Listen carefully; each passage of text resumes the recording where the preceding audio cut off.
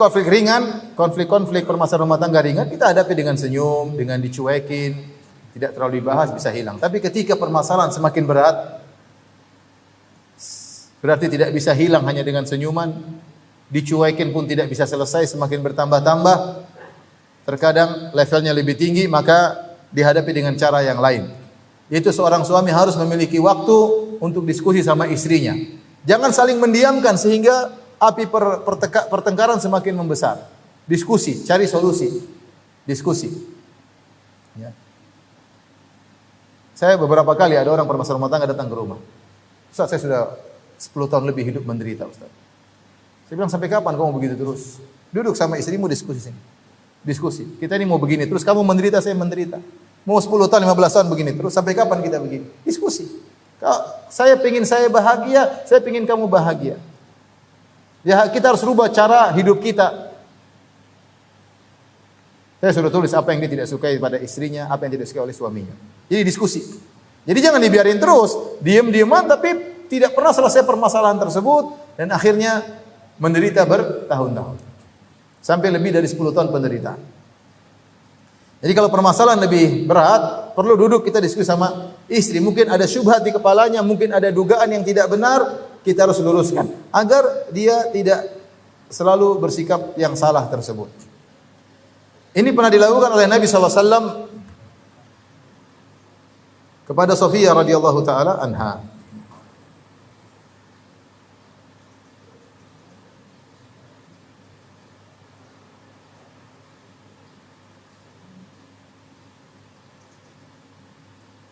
Jadi Sofiyah radhiyallahu anha, sebagaimana kita ketahui, dia adalah Sofiyah bintu Huyai bin Akhtab.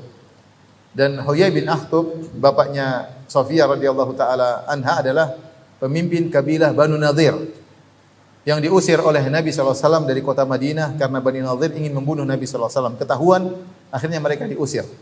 Diusir dan mereka harus meninggalkan kampung halaman mereka di kota Madinah, pergi ke Khaybar yang Allah turunkan surat Al-Hasyr. Setelah itu ayahnya dendam kepada Nabi SAW. Maka ayahnya tersebut, Huyai bin Akhtab, kemudian berjalan menuju Mekah, memprovokasi orang-orang Quraisy agar menyerang kota Madinah. Maka terprovokasilah orang-orang Quraisy, sehingga mereka akhirnya mengumpulkan massa dengan jumlah sekitar 4.000, kemudian 6.000 dari kabilah Ghatafan dan kabilah-kabilah Arab Badui yang lainnya. Sehingga pasukan terkumpul sekitar 10.000. Lantas mereka datang untuk menyerang kota Madinah dalam perang Ahzab.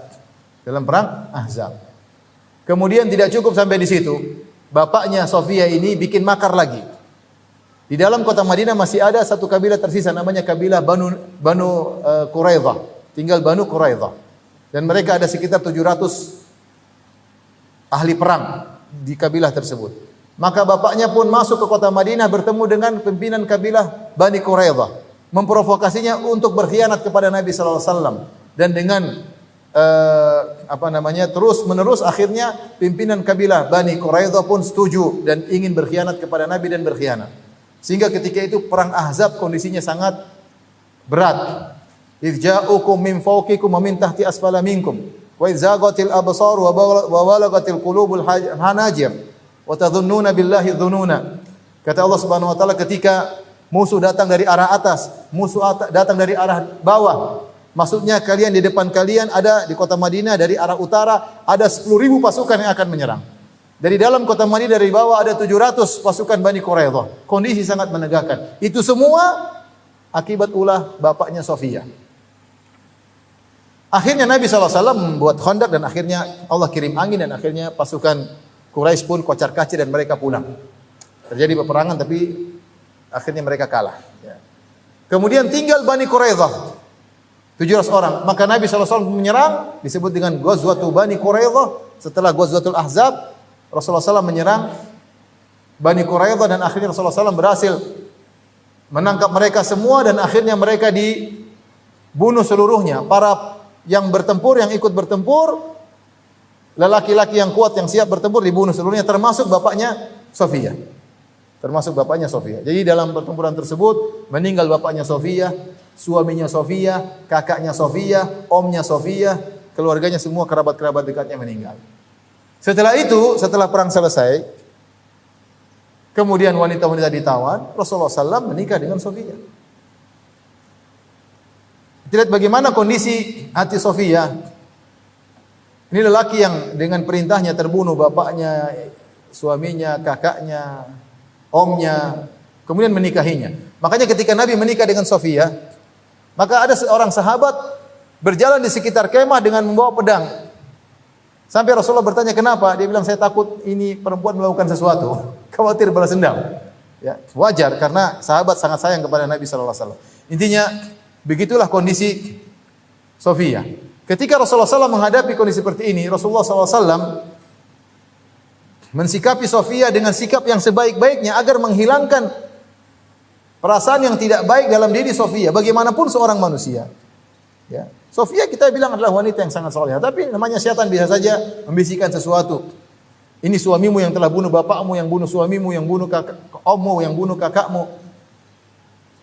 Maka Rasulullah SAW mensikapinya dengan sikap yang sangat baik. Di antaranya ketika Sofia ingin naik di atas onta, maka Rasulullah SAW tegakkan lututnya sehingga Sofia menginjak paha Nabi SAW untuk naik ke atas onta. Dan itu di hadapan para sahabat. Bagaimana tawaduknya Nabi SAW terhadap apa? Istrinya. Antum juga gitulah. Kalau istri mau naik apa, tegakkan lutut ya. Silakan sayang. Ini. Jangan lama-lama tapi. Kamu udah berat masalahnya. Jadi lihat bagaimana Nabi SAW contohkan. Kemudian Rasulullah SAW ketika sedang i'tikaf, Sofia datang, Rasulullah SAW ngobrol.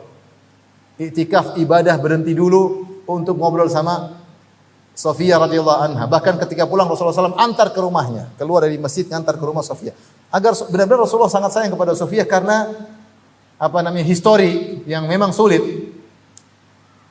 Sofia berkata dalam sebagian riwayat yang diriwayatkan oleh An-Nasa'i, wa kana Rasulullah sallallahu min abghadin nasi ilayya. Rasulullah SAW adalah orang yang paling aku benci. Qatala zauji wa abi. Dia telah membunuh suamiku dan telah membunuh ayah. Sudah nikah tapi masih ada kebencian itu. Ini Sofia cerita setelah dia nikah dengan siapa? Nabi SAW. Min abghadin nasi ilayya. Rasul paling aku benci. Qatala zauji wa abi. Dia telah bunuh suamiku, dia bunuh ayahku, wajar. Fama zala ya'tadhiru ilayya. Rasulullah SAW mungkin merasakan sehingga Rasulullah SAW selain bersikap dengan sikap yang terindah, Rasulullah SAW juga berdiskusi dengan dia. Ingat-ingat terus, Rasulullah ingatkan. Fama zala ya'tadhiru ilayya. Rasulullah SAW senantiasa mengungkapkan uzurnya kepadaku. Maaf istriku, kenapa saya bunuh bapakmu? Rasulullah sampaikan berulang-ulang. Fama zala, yaitu sering Rasulullah SAW ingat-ingatkan. Rasulullah SAW berkata, wa yaqul inna abaka allaba alayya al-arab wa fa'ala wa fa'ala. Sungguhnya ayahmu kenapa saya bunuh? Karena dia yang telah mengumpulkan orang Arab untuk menyerang kota Madinah. Rasulullah ulang-ulang. Diskusi, Rasulullah sebutkan hujahnya sehingga bisa menghilangkan syubhat yang ada di hati Sofia. Dan diulang-ulang oleh Nabi SAW. Oleh karena ikhwan, kalau ada istri kita punya perasaan tertentu yang salah, kita ingatkan jangan cuma sekali, berulang-ulang. Karena wanita tidak mudah. Dia punya suatu keyakinan, misalnya dia yakin kamu tidak sayang lagi sama saya, ya kita harus rubah. Saya sayang sama kamu. Saya sayang sama kamu. Ulang-ulangi terus. Jangan cuma ngomong, belikan emas. Saya sayang sama kamu. Buktikan ya. Sampai syubhat tersebut hilang dari apa? Dari hatinya. Rasulullah mengulang-ulang. Gimana saya enggak bunuh ayah? Mohon maaf karena ayahmu begini. Rasulullah ulang-ulang. Fama zala ya'tadhiru ilai. Senantiasa Rasulullah SAW mengulang-ulang hal tersebut agar hilang dari hati Sofia radhiyallahu anha. Jadi akhirnya jadilah Nabi adalah orang yang paling dicintai oleh Sofia radhiyallahu anha. Bagaimana orang yang paling dibenci berubah menjadi orang yang paling disayang. Dan harus kita seperti itu ulang-ulangi. Ya. Kita kasih dalil untuk menghilangkan syubhatnya. Kamu tidak sayang sama saya. Gimana tidak sayang? Anak kita sudah 7. Dari mana 7 datang itu semua? Tanpa sayang? Mustahil dong. Memang datang tiba-tiba punya anak 7, pastikan dengan kasih sayang. Enggak mungkin punya anak 7 tanpa kasih sayang. Biar dia berpikir. Wanita terkadang harus diulang-ulang agar dia bisa meresap dalam hatinya. Apalagi kalau ada syubhat di hatinya, diulang-ulang sampai hilang syubhatnya. Terkadang lebih mudah membantah syubhat alul bidah daripada syubhat wanita. Baik. Jadi itulah diskusi Rasulullah sampaikan kepada istrinya ya, agar istrinya ngerti. Suatu hari Sofia menangis. Tiba-tiba Nabi menemui Sofia menangis. Ya. Kemudian Rasulullah SAW menanyakan kenapa Sofia menangis ya. Ternyata kalau tidak salah Hafsah, saya lupa riwayatnya, Hafsah marahan sama Sofia, kemudian mengatakan innaki bintul Yahudi. Kau itu putri orang Yahudi. Nah, ini membuat siapa? Sofia nangis. Karena Sofia memang wanita Yahudi. Sofia An-Nadhiriyah dari kabilah Bani Nadhir.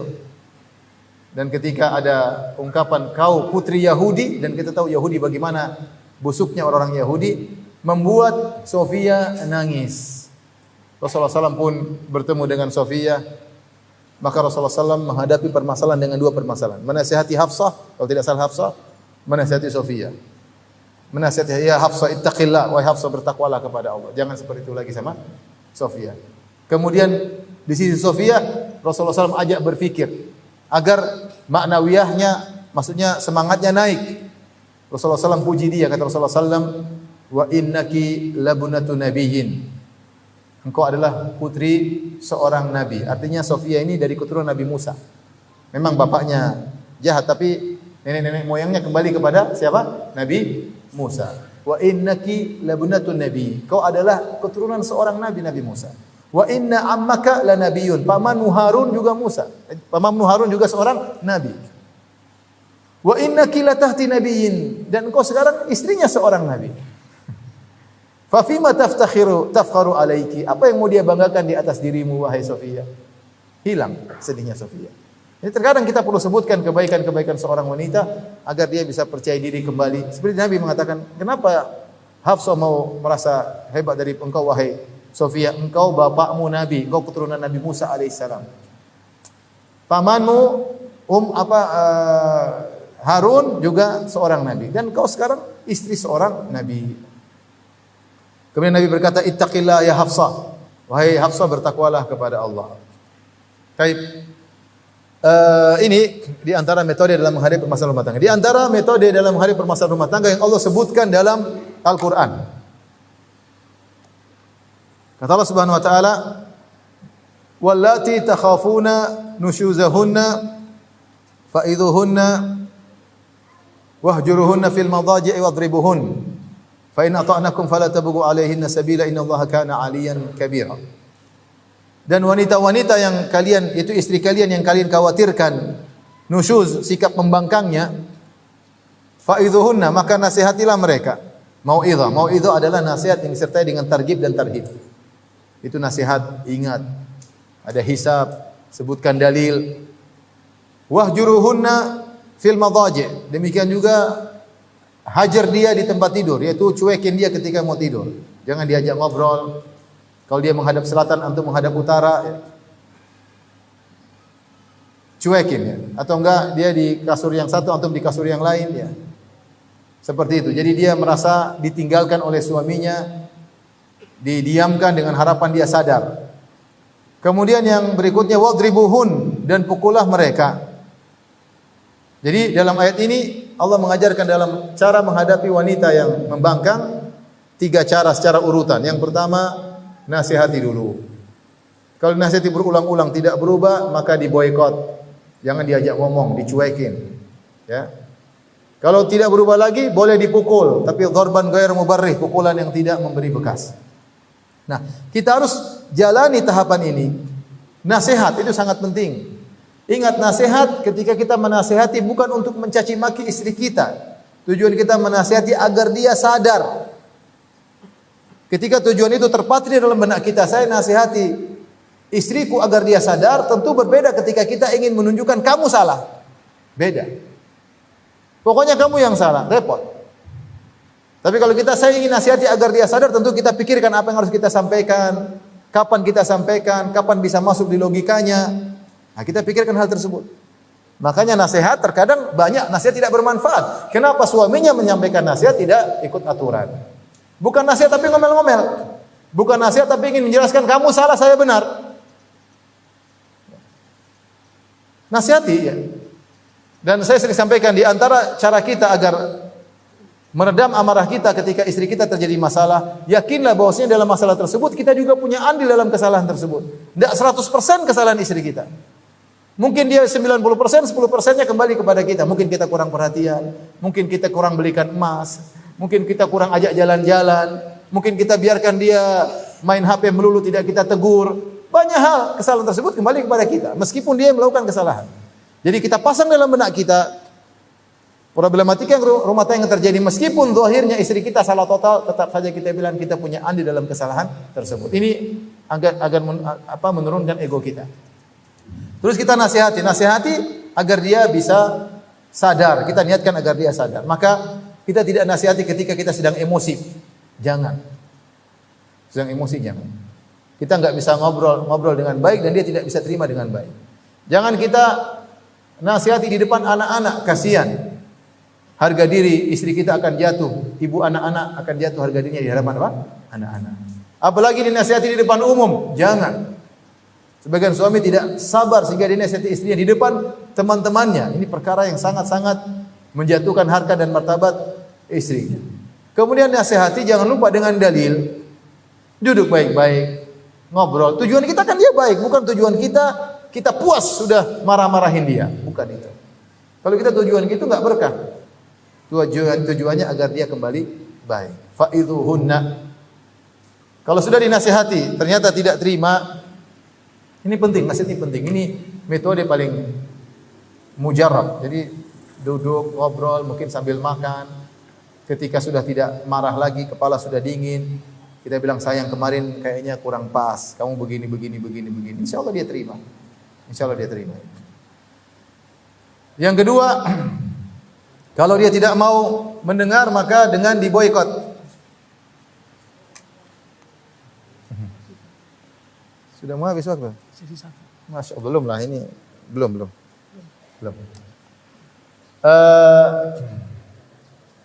Kalau tidak mau maka diboikot ya, dicuekin di dalam rumah. Pokoknya tidak diajak ngobrol sampai dia berubah menjadi lebih baik. Dia datang, suamiku saya minta maaf ya.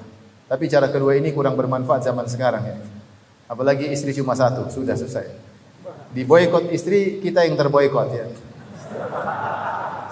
Boikot istri kita yang terboikot. Jangan istri zaman sekarang kadang-kadang seperti itu ya. Diboikot, dicuekin, kita yang menderita. Ya. Kalau tidak berhasil baru boleh mukul. Mukul boleh. Tapi dzarban ghairu mubarrih, bukan pukulan yang memberi bekas. Ketika sahabat mulai mukul istri-istri, sebagian istri-istri datang ke rumah istri-istri Nabi protes. Suami-suami kami mulai mukul.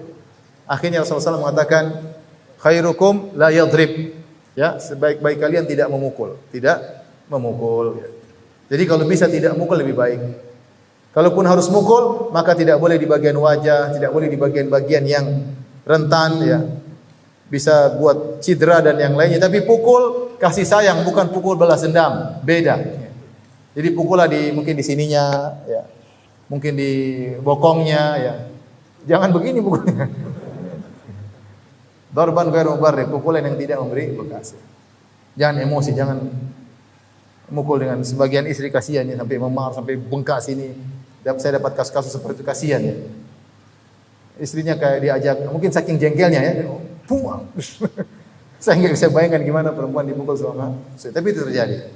Dari laki-laki, suami-suami yang tidak bertakwa kepada Allah Subhanahu wa taala. Lupa kalau ini adalah ibunya anak-anak, lupa kalau dia sakit, ibu istrinya ini yang ngurusin. Baik.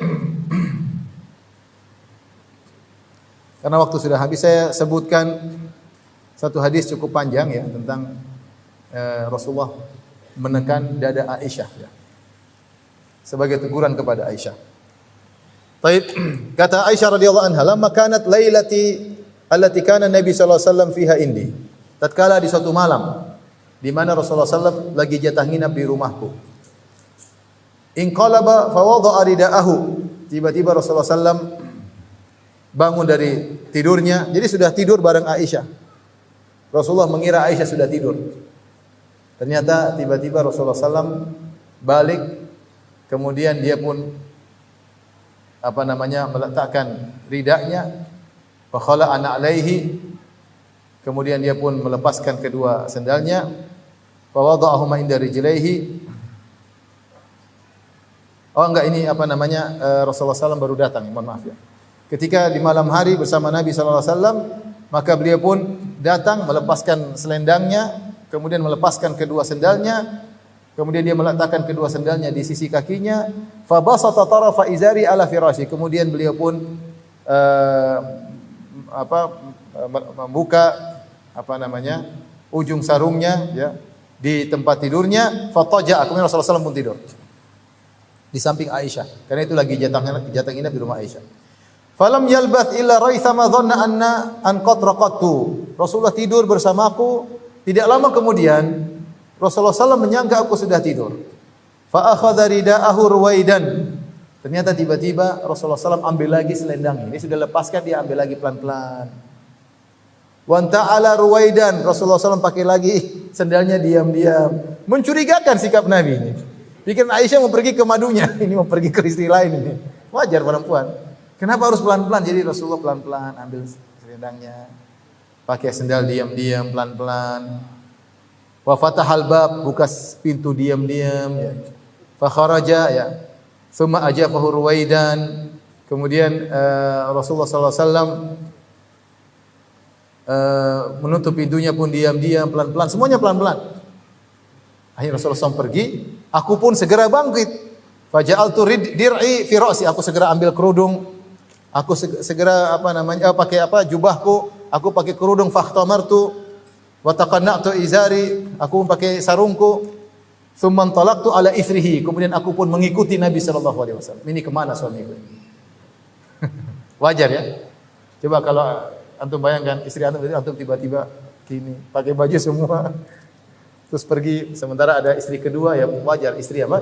Curiga, apalagi rumahnya dekat ya. Dan rumah-rumah istri Nabi kan berdekatan. Maka aku pun ngikuti Nabi SAW. Hatta ja'al baqi faqama. Ternyata Rasulullah SAW pergi ke Baqi, bukan ke rumah istri lainnya. Pergi ke Baqi, kemudian Rasulullah SAW berdiri di situ. Fa'atala al-qiyam. Kemudian Rasulullah SAW berdiri lama. Tsumma rafa'a yadayhi thalatha marrat. Rasulullah SAW berdoa 3 kali. Tsumma harafa fanharaftu. Kemudian Rasulullah SAW balik, aku pun balik. Fa asra'a, Rasulullah SAW jalan dengan cepat, aku lebih cepat lagi. Fa asra'tu. Fa harwala, Rasulullah SAW berlari kecil, fa harwaltu, aku pun berlari kecil lebih cepat lagi. Fa ahdara fa ahdartu. Rasulullah tiba di rumah, aku sudah di luar. Fa sabaqtuhu fa dakhaltu. Aku di luar, aku masuk segera dalam rumah. Fa laisa illa an taja'tu. Langsung aku pura-pura tidur. Fa dakhala. Rasulullah SAW pun masuk. Rasulullah SAW berkata, malaki ya Aish, ada apa dengan kau wahai Aish? Aish itu panggilan cinta juga. Jadi orang Arab kalau manggil nama, kasih sayang namanya dikurangi 1 hurufnya. Harusnya Aisyatu, dia manggilnya ya Aisyu. Ya.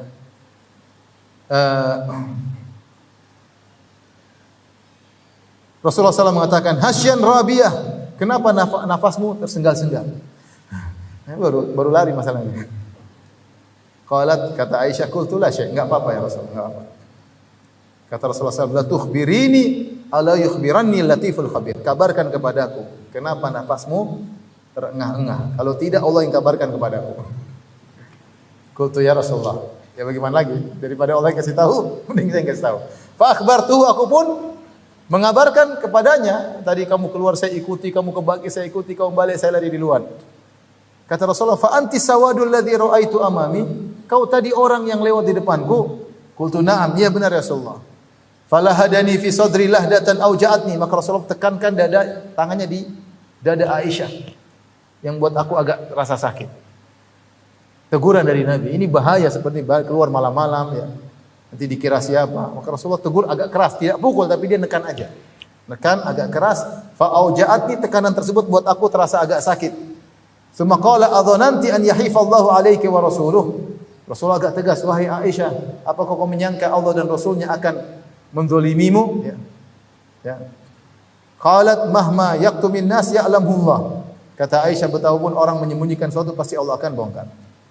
Kemudian Rasulullah SAW menjelaskan, kenapa tadi saya bangun diam-diam, keluar diam-diam, untuk menghilangkan persangkaan buruk dari Aisyah. Fa inna Jibril atani hina ra'aiti. Tadi waktu kau lihat aku pakai baju diam-diam, sungguhnya Jibril tadi datang. Fanadani, kemudian Jibril memanggilku. fa akhfahu minki fa ajabtuhu, maka dia tidak kelihatan olehmu, maka aku pun segera memenuhi panggilan Jibril. Fa akhfaituhu minki, dan aku pun sembunyikan hal tersebut. Aku tidak ingin kau tahu bahwasanya Jibril tadi datang memanggilku. Kenapa? Walam yakun yadkhulu alayki wa qad wada'ti thiyabaki. Jibril tidak masuk ke dalam rumah karena dia tahu kau sudah melepaskan baju mau tidur. Artinya Jibril menghormati siapa? Aisyah. Makanya manggilnya dari luar. Ya. Wa dhanantu an raqati, dan saya tadi kira kau sudah tidur. Fakahritu an uqidhaki, aku tidak ingin kau bangun. Subhanallah. Ya Rasulullah diam-diam tadi bukan mau pergi ke istri lain, tapi supaya Aisyah tidak kebangun karena sayang kepada istrinya. Ya. Wa khasyitu an tastauhishi, dan aku khawatir kalau saya tinggalkan kamu sendirian, kau bangun kau sendirian, kau akan merasa ketakutan, rasa sendirian. Faqala inna rabbaka ya'muruka an ta'tiya ahlal baqi' fatastaghfir lahum. Jibril berkata, Allah perintahkan engkau wahai Muhammad untuk pergi ke kuburan Baqi' dan mohon ampunan buat mereka. Ini intinya ketika Nabi menghadapi permasalahan ini, Rasulullah menjelaskan begini. Karena terkadang seorang wanita membuat kesimpulan sendiri. Kesimpulan tersebut terkadang didikte oleh syaitan atau karena kecemburuannya membuat dia menyimpulkan kesimpulan yang aneh-aneh. Kita jangan bilang salah sendiri kamu suudzon, enggak. Tugas kita menjelaskan agar dia tidak suudzon. Dan di antara sunnah kita menjelaskan perkara agar orang lain tidak suudzon kepada kita. Seperti Nabi SAW ketika mengantar Sofia keluar dari masjid menuju ke rumahnya di malam hari. Maka ada dua sahabat berjalan cepat-cepat, harusnya jalan pelan-pelan, jalannya cepat. Kata Rasulullah SAW, ala rislikuma innaha Sofia. Pelan-pelan saja, ini Sofia. Kata para sahabat, kami tidak apa-apa ya Rasulullah. Kata Rasulullah SAW, kalian tidak menduga apa-apa, tapi aku khawatir syaitan melemparkan sesuatu dalam hatimu. Dijadikan dalil oleh para ulama, kalau ada sesuatu yang bisa membuat orang curiga buruk kepada kita, sunnahnya kita jelaskan. Itu sahabat tidak curiga, tapi sebelum didiktekan oleh syaitan, Rasulullah SAW jelaskan supaya tidak jadi suudzon. Lihat tadi Aisyah radhiyallahu anha curiga kepada Nabi SAW, maka Nabi jelaskan kenapa dia bersikap demikian agar Aisyah tahu bahwasanya ada sebab lain yang membuat dia tidak curiga. Wabillahi taufiq wal hidayah. Assalamualaikum warahmatullahi wabarakatuh.